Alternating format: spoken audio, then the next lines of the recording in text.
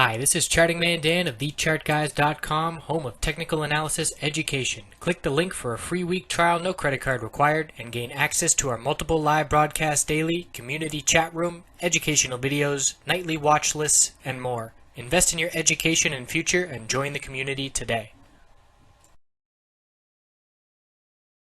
Hello everyone, checking in on Facebook daily and weekly time frame. So the inability to break the all-time high was an early indication here. And in the first 5-15 minutes of trading, we oftentimes see the range of the day established, or at least the high or the low, pretty early on due to all that volume coming in and that volatility.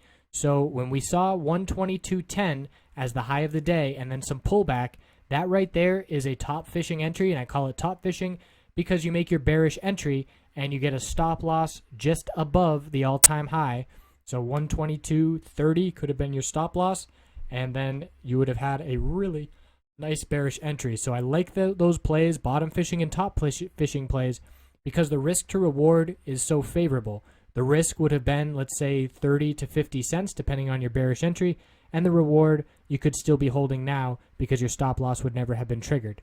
So support is the low of the day, 120.25, 120 psychological, and the 10-day moving average is going to be closer and closer to 119 each day that goes by. So it's a bearish reversal candlestick. We will see if we get confirmation tomorrow. The weekly time frame rejecting from the upper Bollinger Band resistance. And you look at that and say, well, how could we have seen that coming? Look back at the price history. What has Facebook done to the upper Bollinger Band on the weekly time frame? Every attempt in 2016. 1, 2, 3, 4, 5 rejections in 2016. History and patterns easily notable here on Facebook, and that is where we are currently pulling back from. So we're going to be looking for a short-term consolidation. Obviously, the bulls are still in control on the mid and long-term time frames. But as for the daily, any kind of further weakness in SPY, and we are going to be looking to head back down to test some of these supports on the daily time frame. And weekly support, we're looking at that 10-week moving average down at 116.58. But we have some daily levels to approach before that. One other thing I want to point out here on the weekly that's now catching my eye, Facebook has not closed above 120 on the weekly time frame ever.